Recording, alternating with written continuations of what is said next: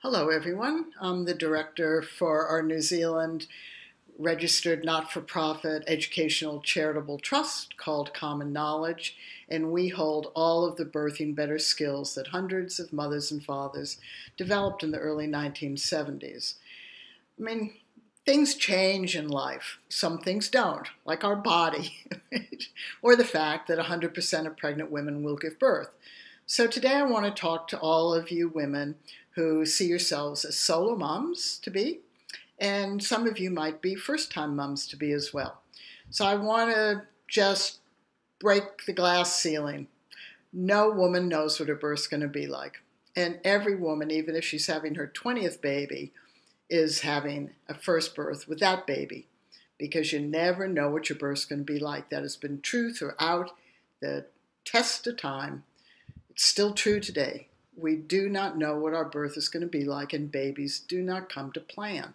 So as a solo mom, you're doing what other moms are going to be doing. You're going to be doing the activity of birthing your baby. And if this is a first-time baby for you, you're going to be doing what every woman is doing, is facing the unknown and having to deal with the unknown as it unfolds. And this should be freeing. You actually just take a burden off your shoulders. So what should do about it? Well, like all of us, what you should do about it is become skilled. Really, just think of yourself as a human being. How do you feel when you are put into a situation where you lack skills? What's your feelings? Most of us feel awkward. We sometimes feel stupid.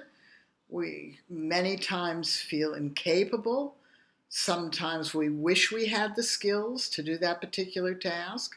And sometimes we're just delighted that there's somebody else who has the skills and we don't need to do it.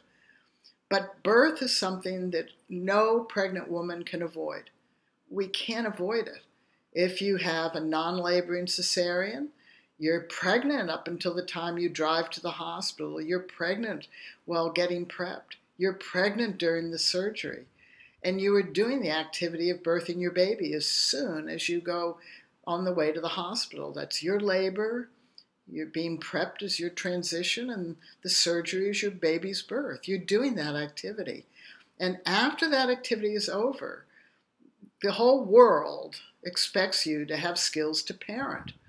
So what happens? Most of us have this void in our life. We're skilled at the tasks we do before pregnancy, and sometimes those tasks carry on in pregnancy. But pregnancy just feels like it happens to us. We have another life growing inside us. It takes over, and birth just seems to happen to us. You don't know what it's going to be like, so it happens. We have no control over it. We don't. We don't have any control over it. Even if we have a cesarean, we have to do it. We can't control it. We can respond if we have skills, or we can react, or we can become passive, or disengaged, or have it be a surreal experience. So the childbirth conversation, when we started to develop skills in the 1970s, it had an opening for us to carry forward what we have in the description, okay, the message about childbirth. This is the message that we want to start to enliven now that could have been enlivened when I gave birth in 1970. And that is that when you're pregnant, it's normal and natural to self-learn skills. And if you have somebody else who's going to be with you, whether they're the other parent or not, doesn't matter, that they should learn birth coaching skills to help us to cope and manage, work through, deal with, handle, stay on top of, and feel in control.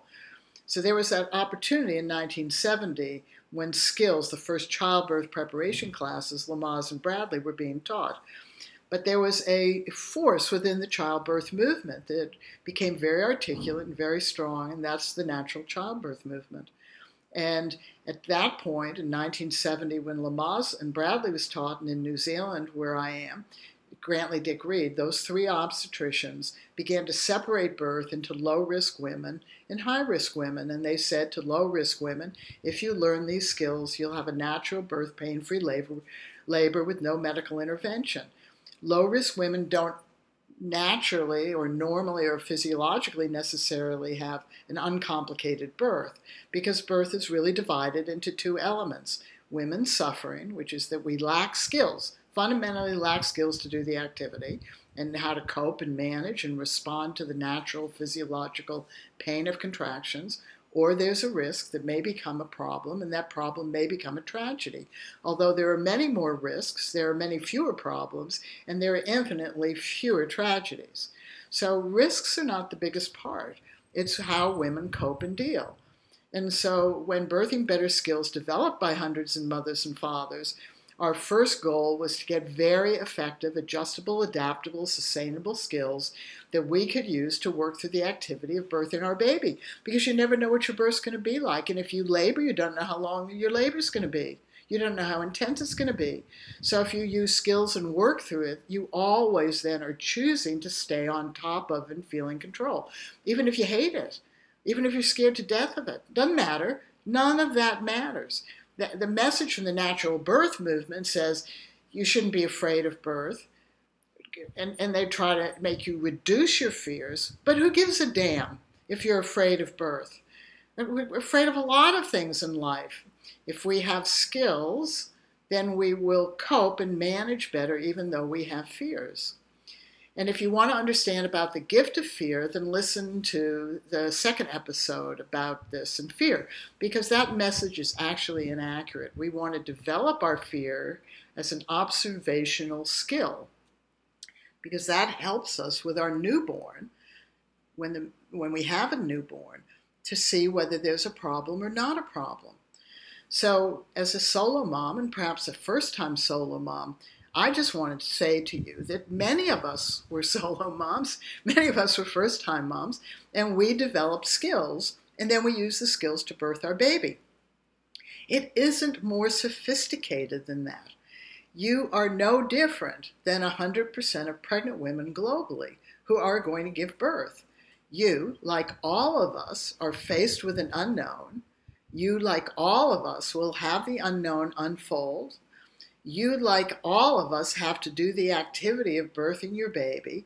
And you, like all of us, would like to have a safe birth, a healthy self and baby, and we'd like to have positive birth memories. It is infinitely more likely that we will have positive birth memories if we use skills to work through the activity of birthing our baby, even imperfectly. If we don't have any skills, then birth just happens to us, and we're just at the whims of whatever happens and who's around us and their beliefs or whatever they want to do or think, whatever. But what happens when we lack skills, when we birth our baby, is we know we've lacked skills. And so when we then try to move into parenting, we don't have the confidence. So when we are skilled to birth our baby, we are much more likely to set the birth behind us and focus on parenting our children. And we do it with infinitely more confidence because we recognize that we can use skills imperfectly and still feel empowered. We don't have to be perfect. We don't have to be the perfect birthing woman. We don't have to be the perfect mother. We just have to be reasonably skilled. And when we lack skills as a parent, what do? We tend to get ourselves into situations that are uncomfortable for us and uncomfortable for our children. None of us like that. Right? None of us like to scream at our children. None of us like to hit our children. Right? None of us like to do that. And that indicates we lack skills. The same way when we have natural occurring pain, if we're having labor, and we find ourselves moaning, groaning, or screaming, it indicates that we lack skills. Is it hard to apply skills when we don't like things? Yes. As a parent, we all know that. There are many times when we absolutely despise what our children are doing. We despise what they are doing. We think, oh my God, right? And it can generalize. So if we have a little girl who's just being gnarly with us, we think, oh my God, this is like all women. Right? If we have a little boy who's being gnarly with us, we think, oh my God, like all men. Yet when we have skills and we still don't like what our children are doing, then we have a better outcome because we use our skills as adults. And regardless of how old you are, if you're pregnant and you are giving birth, you are an adult. And skills will help you navigate through that activity, no matter where you birth, no matter who's with you, no matter your circumstances or beliefs, your choices or lack of choices, or your change of choices, or what happens to or around you. We have 50 years of experience with birthing better families. And there are other skills-based methods. So this is what we recommend to you. You have a birth provider, and you're probably going to make a birth plan, which is good. You tell them what you want and don't want. That's neat. At 24 weeks, begin to learn some skills. And then make a skills-based birth plan. So at 24 weeks, when you see your birth provider, tell them what skill you've learned. At 28 weeks, when you see them again, 32 weeks when you see them again, and then depending on whether you go to monthly or two weekly, keep telling them what skill you've learned. Tell them what system you've been practicing. Just remember, knowledge is not skills. Skills are what you apply. Knowledge is what you know. So skills are what you do. Skills are what you use. Right? You can have knowledge as well. It's not one or the other, but knowledge without skills is not applicable unless you have skills to apply. And then have them put in your notes the skills along with your choices, and just say this to them. Look, if my choices change in birth, I want you to include me in decision making. And if I look like I'm coping well, I want you to praise me heaps, because it's going to be hard work for me, and I want to be praised. And if I look overwhelmed, please refer to my notes and remind me to learn the skills. How much time do you need every day to learn skills from 24 weeks onward? 5 minutes? 10 minutes a day? Every other day? It's not a no-brainer. If you spent 6 hours from 24 weeks to birth and you applied those skills, you would almost be a master. So it's not a lot of time, not a lot of work. The internal work that you start at 32 weeks on the audio, on Birthing Better, the first part teaches somebody else to do it with you. And then the second part teaches you how to do it yourself, because there are cultures around the world where men won't do that, so women do it for themselves. And we do it quite easily. We just need to know how to manipulate our belly. And it's very easy. We put our belly over to one side, and then we use the opposite thumb and work inside our vagina deeply as far as we can in the ring of the vagina. And then if we want to work the other side, no, we don't do that. That'd be fairly awkward. We sit up again, go to the other side, use that thumb, and work inside. The ultra-Orthodox Jewish women, the conservative Muslim women, that's what they do. That's their homework, because they don't want to be damaged when they birth their baby if they're laboring and have a vaginal birth, so they do it 5 minutes a day for 8 weeks. This is a no-brainer. You can protect your body, you can protect your baby, you can elevate your capacity to birth with dignity by using skills, whether it's your first time or your 20th time, whether you live in an extended family or you're going to be on your own. This is your birth. It was my birth when I gave birth to my children. Right? And so I used Lamaze for one birth. Didn't think the skills worked well. And I was told, no, they don't work with an induction. And I thought to myself, how can we have skills that don't work for all births? And Birthing Better skills work for all births, because the families who developed the skills were representative of their birth. And our birth is important to us. And so we develop skills for all births. Simple as that. Because 100% of pregnant women will give birth one way or another. And it's an activity each of us has to do. And so you're going to do that activity. And we want you to become skilled.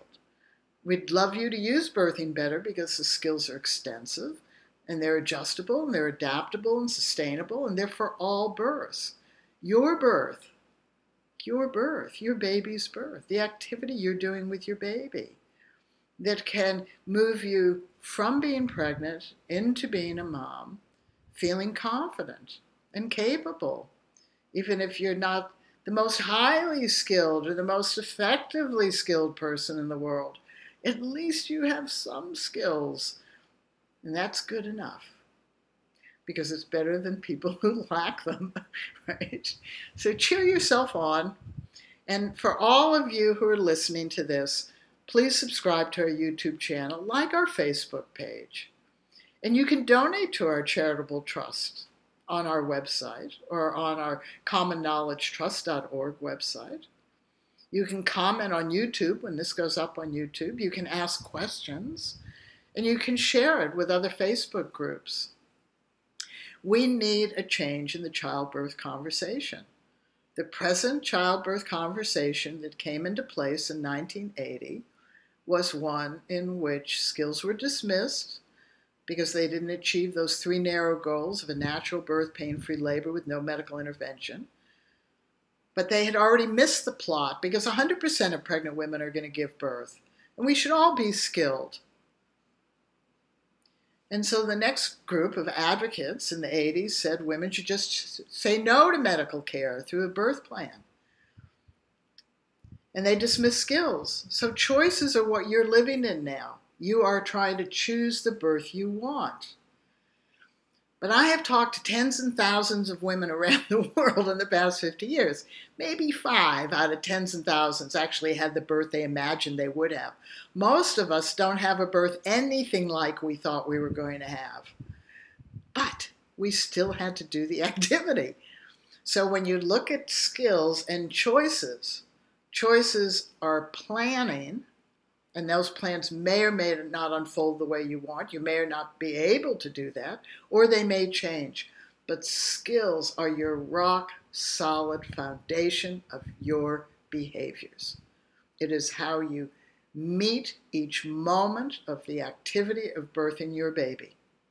How you breathe, what you're doing with your body, how you're accepting the thoughts, how you're choosing to use skills, how you're rising to the occasion, how you're meeting the challenges.